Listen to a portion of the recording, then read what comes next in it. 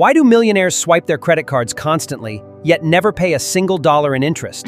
While most people are drowning in debt, the wealthy are using the exact same cards to get richer. See, most people treat a credit card like free money. They swipe first and worry about the bill later. That one habit is the difference between building wealth and staying broke. Millionaires don't see a credit card as extra cash.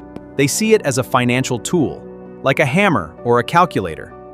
It only works if you know exactly how to use it. Rule number 1, they never carry a balance. Every single month, the full statement gets paid off. Zero interest, ever. That one rule alone puts them ahead of 60% of American cardholders. Next, they don't pick a card because it looks cool or has a famous name. They pick the card that matches their actual spending, groceries, gas, travel, and squeeze maximum rewards from it.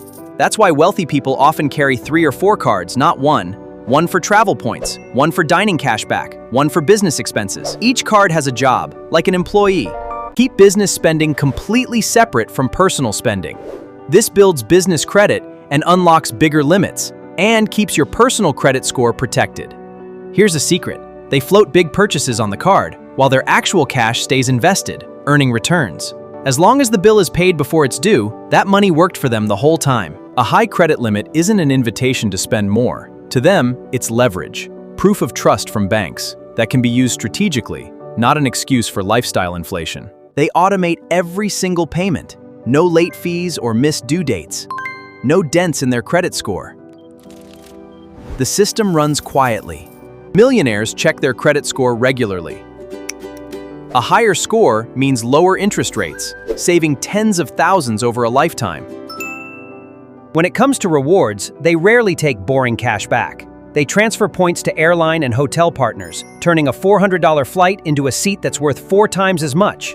Premium cards already include travel insurance, purchase protection, and extended warranties. So instead of paying extra for coverage, they simply use benefits they're already entitled to. Something most people never try. They call the card issuer and negotiate. Waived annual fees, better rewards, retention bonuses. A 5-minute phone call can be worth hundreds of dollars a year. Cards open. They almost never close old credit cards. A longer credit history boosts your score, so that first card stays open, working in the background.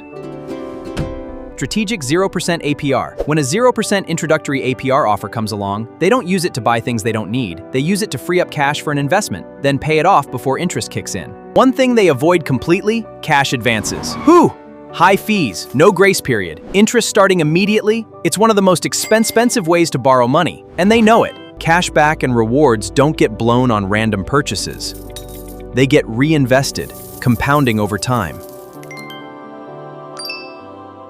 Airport lounges, concierge service, premium perks, they use them, but they don't let those perks push them into overspending. The card serves their life doesn't bend around the card. They keep their credit utilization low, usually under 10%. Even with high limits, they rarely use more than a small slice of it, which keeps their credit score exceptionally strong. The biggest difference of all? They only use credit for things that build wealth or appreciate, never for things that just disappear the moment they're bought. So to recap, pay in full, pick cards by strategy, automate everything, negotiate often, and always use credit as a tool, never as a paycheck advance. Here's the truth. It was never about how much money they made. It's about the system they built, around every single dollar that passed through their hands. If you want to build that same system, hit subscribe, drop a comment with your biggest credit card question, and I'll see you in the next video.